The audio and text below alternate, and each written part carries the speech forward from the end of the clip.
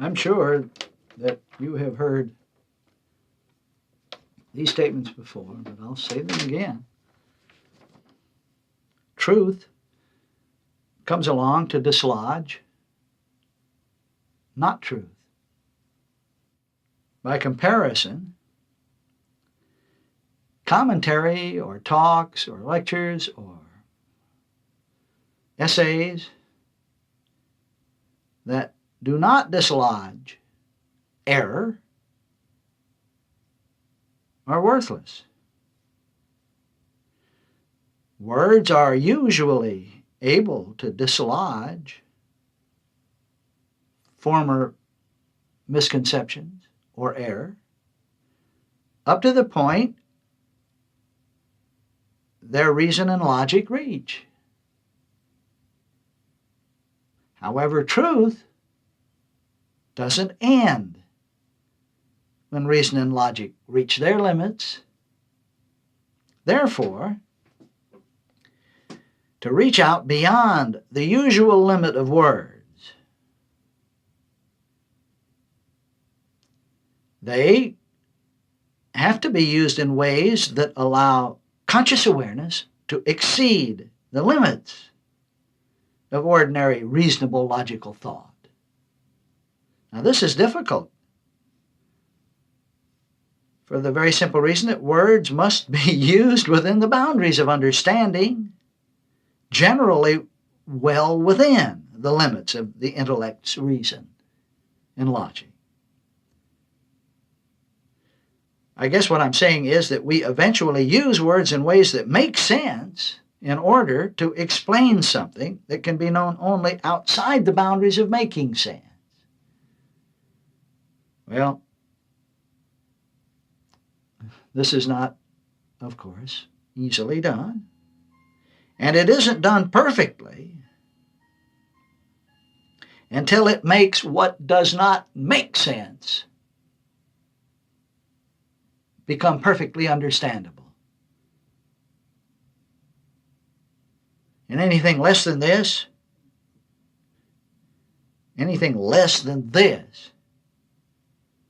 which would be perfect understanding, then of necessity exists somewhere within the netherland of mysticism, which is between the limits of intellectualism and perfect understanding. I don't think I made that very clear, but anyway, within this area, every imperfect attempt at an explanation can be interpreted any way one wishes to interpret it. And this is the anguish of mysticism. It roots nothing out. It says much that can be interpreted any way one wishes to interpret it.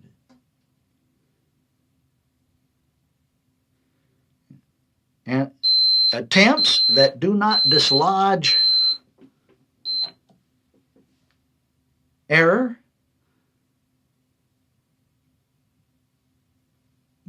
will usually fortify it. Therefore, one can see why the masters of old,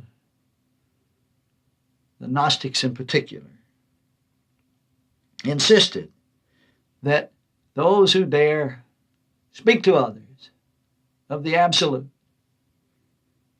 put every word to the test, to put it to the test before it's uttered to another.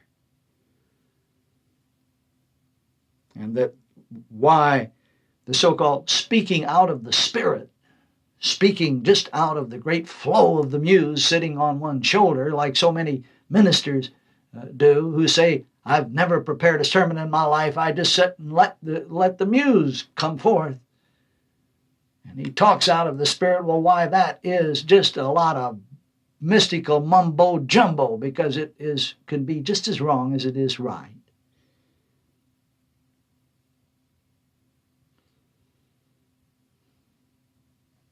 And that why it is clearly apparent to us that the words that we utter in this manner should be lived thoroughly first.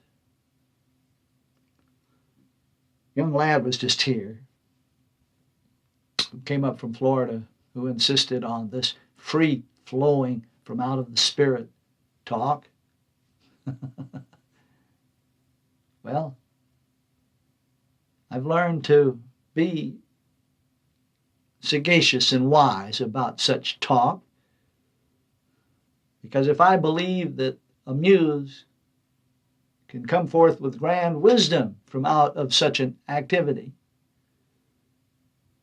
I have to accept the counterpart, that the grand non-muse, the deceitful one, the devil itself, can also come out of such free-flowing speech. And how do I know this is so? Because I have lived it so. I've found it's better to say yea, yea, and nay, nay until I've lived it.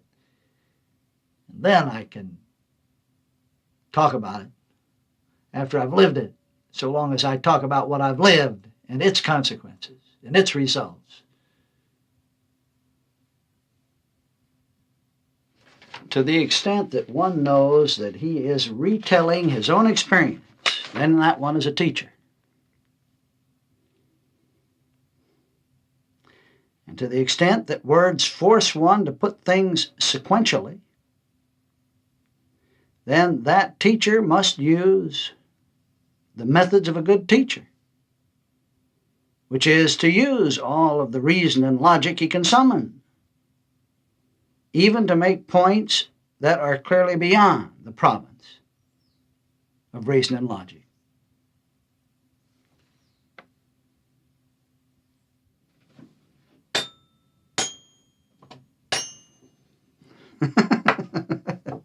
My gonger didn't gong. To answer the questions from many who said, why in the world did you ever make that last tape to the scientists? To the scientists. Many of them said, my goodness, I thought you were talking about us, religious scientists, we Christian scientists. You made it to physical scientists. But why in the world did you ever even make it? Well, let me answer it as quickly as I can. But please let me answer it on the other side of the tape. Be sure to let the tape run all the way through, so it will start at the beginning for you on the other side. All right, I guess you have your tapes turned over, or you won't be hearing me if you don't. And I shall answer the question why I sent the tape to the physical scientists. Before I do, the sound you hear in the background is a water sprinkler going. Now, we've just had 10 inches of rain here in Alabama that has moved almost all of the topsoil from the entire state of Alabama 20 miles out into the Gulf of Mexico, and that was just a few days ago. And now, here I am running a water sprinkler. Well, the reason is there's new grass planted. But the real reason is because I just found a dandy little water sprinkler that does everything but whistle Dixie. And it's fun. So if you will pardon the sounds of the water sprinkler in the background that's watering wet ground, I'll answer the question about why I sent the tape to the scientists. There is this natural proclivity for all of us who have studied truth, a proclivity of metaphysicians, students of truth, those who are embarked along the way, those who are knocking at the door, those who are striving to gain spiritual insights, or whatever else you want to call it. There is the terrible tendency to do this for oneself. That is, to enlighten oneself, to enlighten the human concept of oneself, to take care of one's own body, to keep it healthy, to keep it wealthy, and certainly to make it wise. And then there are those a little bit less selfish who would like to do this also for the sake of their family and their business and their bank account, but that's very little less selfish. But there are very, very few amongst the metaphysicians of the world who seem to understand that the admonition of every solipsist who has come along with his mind-turning activities has indicated that one not only discerns the truth of the deific selfhood, but he sees it as it is beneficial to the universe. Not just himself or his family or his business or his neighbors or his neighborhood or even, for that matter, his government and their leaders, but the entire world. And if you'll read the statements of many of these self-realized ones, you will hear them say, we do this for the universe. There is a statement that comes out of the Nag Hammadi Library Find that seems applicable right now. This is not in the Thomas book. This is in another one of them. Philip, I believe, but I may be wrong. But the verse is this: the slave seeks only to be free, but the son lays claim to the father's inheritance. Those wishing for healing want to be free of their dead infirmities, but the heir lays claim to life eternal and all that is of the source itself. Well, that seems just very plain. Awareness. This awareness is the heir of all mind's province. Mind and its self-awareness. This awareness is the heir to the universe entire. Well, all right now, so we know the truth. Of course, it takes care of a body, it takes care of a personal family, it takes care of the immediate scene, but one doesn't stop there. It seems to me, as I said in that tape, there appears a time for an era of tangibilities running out. I didn't say that well, but it appears that we haven't much time left as time goes. So it isn't up to someone else to see the perfection that this universe is. It is up to us here, now, to see the perfection the universe is and to look for confirmation of that fact at every turn of the road. All right, that's why that statement was made, because that action, the making of that tape, and to whom it was sent, appeared to me at the moment to be the most sensible step to take. But not to theorize about, nor speculate about, nor to just simply write about, but to do it. And I did it. And that's why it was sent. And that is all that was ever meant by living the truth that one is. We live the truth by looking at the beauty that is everywhere apparent and looking for its confirmation universally. Hope that answers the questions.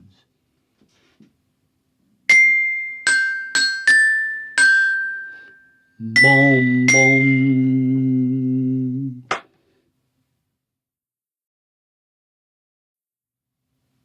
I have several friends around the world whose name is Bert. The world isn't named Bert. My friends are named Bert. And I've corresponded with all of them at one time or another. A few months ago, I sent a taped letter to one, and since it seems applicable to everyone, I would like to share it with you, and I'm sure my friend Bert isn't going to mind a bit. Parts of that taped letter follow next.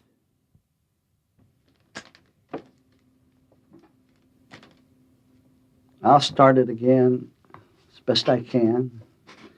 I began by talking about simplicity because that was what we talked about in the light of our long conversation last night.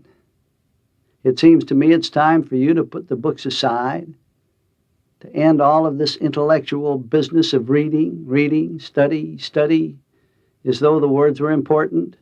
The words are terribly unimportant. Surely simplicity is the profoundest of the absolutes. Of the thoughts the world has considered and meditated and contemplated and pondered at length, none seem so difficult to be comprehended by the metaphysician philosopher we play, nor more persistently disparaged and denied by our intellectual nature than the ultimate simplicity of the real, of the absolute. Yet, wherever the light has been seen, in whatever period or culture, regardless of the former beliefs of those within whom this light has bloomed or upon which it's shone, the words that tell of it by the honest ones, the words that tell of it invariably speak of its immediate availability, of its tenderness, and most of all of its transcending simplicity. Enlightenment reveals that the ineffable appears a mystery only to the sophisticated nature of us, and that it's withheld. It's withheld from those who would search for it outside childlikeness, outside the childlike essence of their own being. Bert, to those who struggle for their divinity in the diverse places that conditioned thinking dictates, those bewitching webs, those webs that are bewitching, of erudition, that just titillate a personal ego rather than dismiss it. Well, for those people, the light remains always a mystery, just outside their reach. You mentioned last night that you had studied Wee Woo Wee and had thrown his book across the room, that you had grown tired of Margaret Laird's work because of its complex language and strange expression. Well,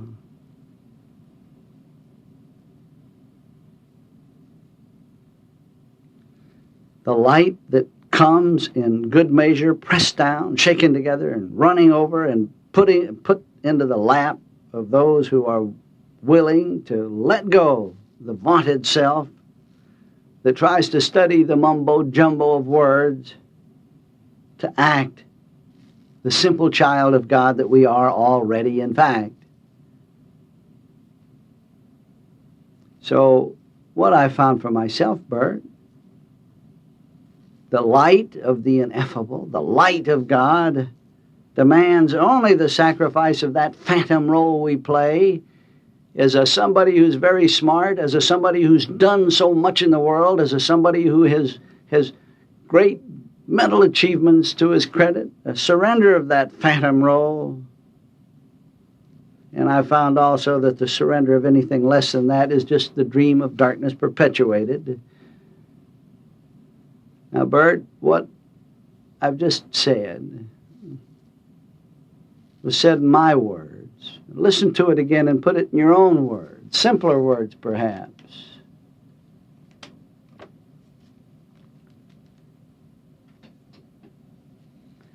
The answer to many problems lies in giving up the problem, ending contention with it, and then returning to the principle the perfect principle, the ineffable, the unknowable God which is behind the problem. Now, Bert, I don't mean returning to it in a knowledge of precisely what God is, because no one knows, but just returning to the acknowledgement that there is an ineffable there, wherein the pure and perfect answer exists, is an already fact. You see, the answer doesn't know anything about the problem. The answer doesn't rectify the problem or solve it or heal it or purify it or patronize it or work a miracle over it. God doesn't remove the old picture and put something better in its place. The answer exists instead of the old picture, explaining the old picture in ways that we understand. So it is, at least for myself, I leave the problem and return to the Father's house, where perfection, where gentleness is perfectly enshrined as all and only, where this perfection and happiness is already. And in so doing, I don't bury my head in the sand. Rather, I simply acknowledge the ineffable, unknowable, as present. We examine the qualities and the attributes of this ineffable. We affirm the facts of its existence. That's what we do, and we end the wrestling with the problem, with the not being, with the not enough strength, with the not enough enthusiasm, with the not enough whatever. And then one day we, quite without knowing exactly when, at what moment, we look up to find that the problem is a thing of the past. No longer a bone of contention, no longer a something wrong to fret about and to argue with and to worry over and to be frightened by. The real is seen, right where the unreal seemed. And at that time, I guess what the world calls a healing has taken place.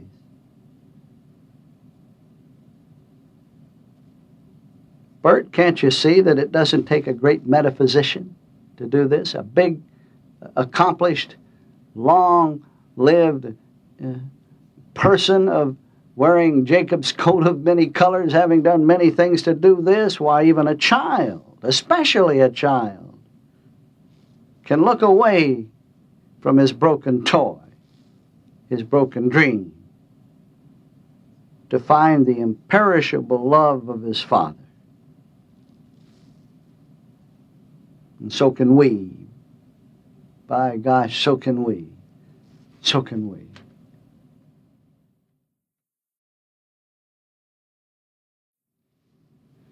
Seems to me, Bert, that we should all have a special place. Let me tell you about mine. Not far away from Woodsong here is a rolling hill. It's a green pasture now. And down those smooth slopes at the bottom lies a square field. It's corn and cotton in the summer. It's vetch and oats to rekindle the soil in the winter. And that field is surrounded with old black hardwood posts and rusty wire, wild ivy wrapped around. And in the summer, honeysuckle blooming and sweet with droning bees. Oh, many is a time I've stopped there at that fence to lean against it and rest. Now, along the west edge of the field and down to the river stretches a cool forest. It isn't a virgin forest, but it's been many years since it was timbered. It's filled with shaggy bark hickory and pine and scrub oak and those noble sycamores patched with pure white and crowned with thin silver leaves that flutter in the least wind. They're down in the lowlands close to the water. Well, my path takes an unnecessary turn from the straight way to the river to pass a special cluster of those big old sycamores, those soft regals of the woodland. And I have a friend among them, an elder statesman that stands 100 years tall, I'll bet you, that's seen many an Alabama thunderstorm. And he overlooks a small opening in the woods that marks what must have once upon a time been a patch of melons and greens for someone who lived nearby. If I'm not in a hurry to get down to the river, I stop there and I sit down and I lean back against my sycamore and I watch its shadow grow long across the opening. And I watch distant birds above soaring in the summer wind. Bert, it's a warm place to dream and to turn loose cares and to let troubles go winging with the clouds from the south. Well, I think everyone should have such a place when things seem oppressive. The fact is, everyone has such a place. Maybe it isn't a patch of woods along a river. Maybe it's a place up in the Tennessee hills. Or maybe it's a place out in the mountains in the west, or for that matter, it may be alongside a lake near Lakeland, or a bench along the ocean front, or a backyard garden, or a shady corner of a porch. It may even just be a special chair by an apartment window that overlooks just a plain old common waxleaf privet hedge down below and maybe walkway grass that's untrimmed. Blows in the west wind. But wherever this place, all of us have a place wherein thoughts come forth of an especial feeling, quite beyond the usual, a place where reminiscing comes back, memories, clean thoughts of wistful grace and gentle uplift, like a sycamore, warm and tender and powerful. Bert, these places are not mere locations bound by Einstein's finiteness and time. I suspect you already know that they are manifestations of the heart's secret place.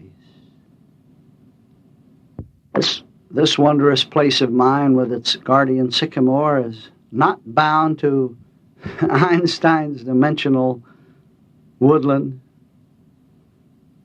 a few miles away. It's here right now, Bert, closer than breathing, closer than fingers and toes. A simple second silence from just seeing and being. It's in the mind's eye. And I can visit it in a twinkling. Now you have such a place. Go there often, Bert, without your metaphysical books and without all of the metaphysical quandaries, without all of the mind-bending exercises. Go there just to be and see the perfection that's everywhere round about.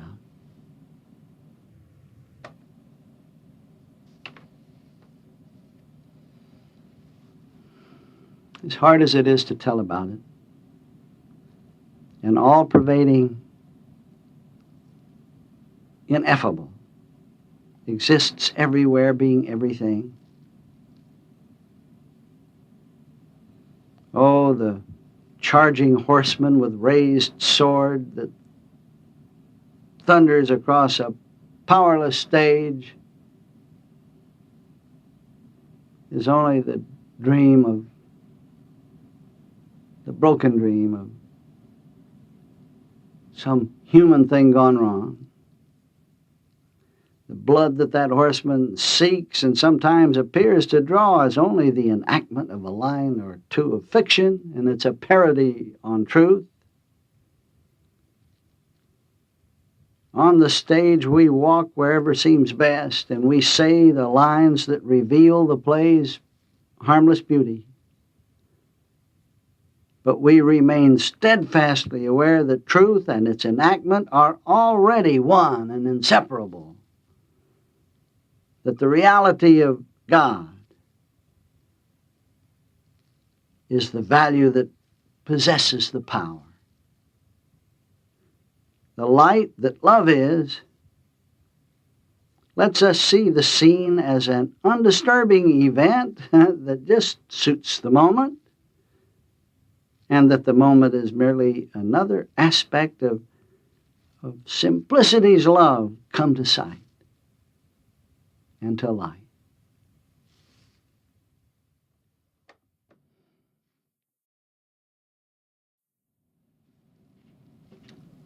Metaphysical work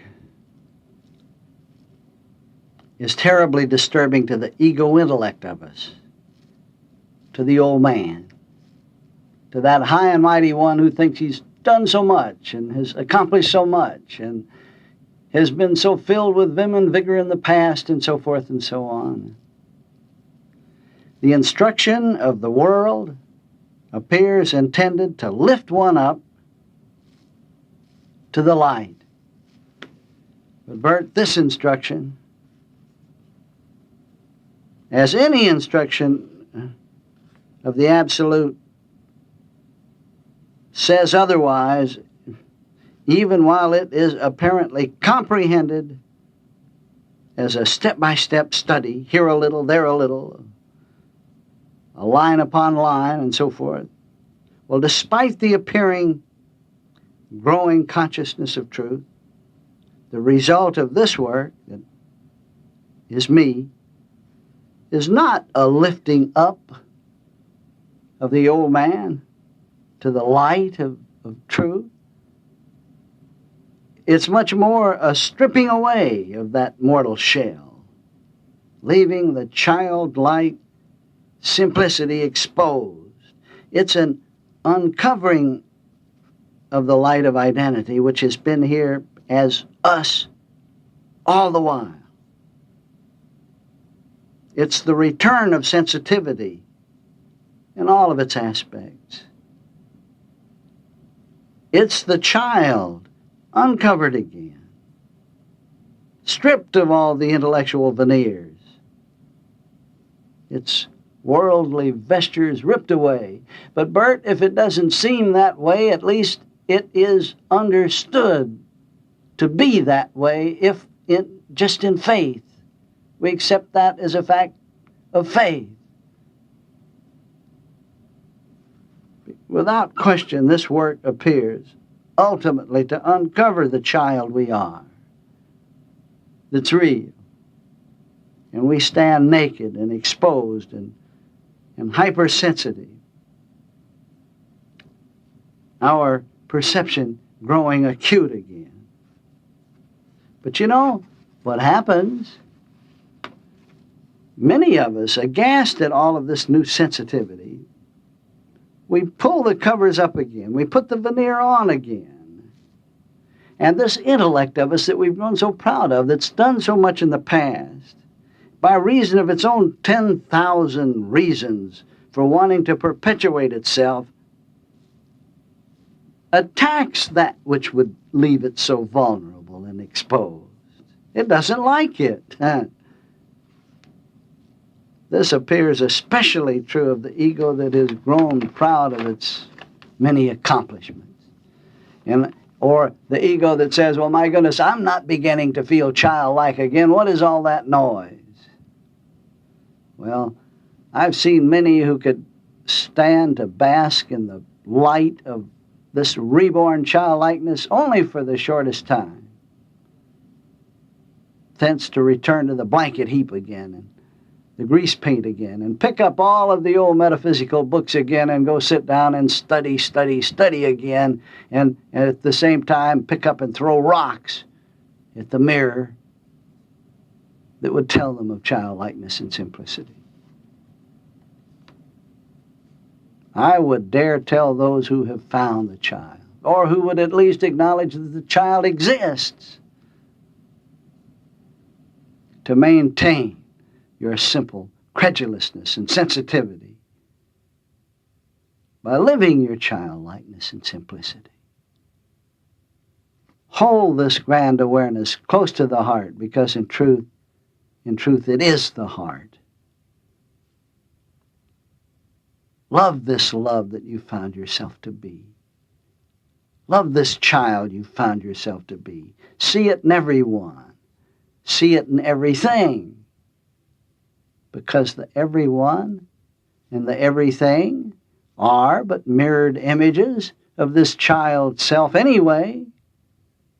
Don't worry about the identity that has become raw or the identity that hasn't become raw and remains insensitive. Forget that. Just acknowledge that deep inside is a child. A child whose defenselessness is its strength. Who would harm a child? Those who have the courage to remain the newly revealed child find that this child is the immutable one that one is. And you know, to be the one, to be the child, doesn't mean a forsaking of a job or a family or an organization. It doesn't even mean putting the metaphysical books away forever, because the child's views of those activities is sharp and perceptive. This child of us can't be fooled. We see and enjoy the real, leaving the rest alone. Ego shed is identity discovered. And this is so.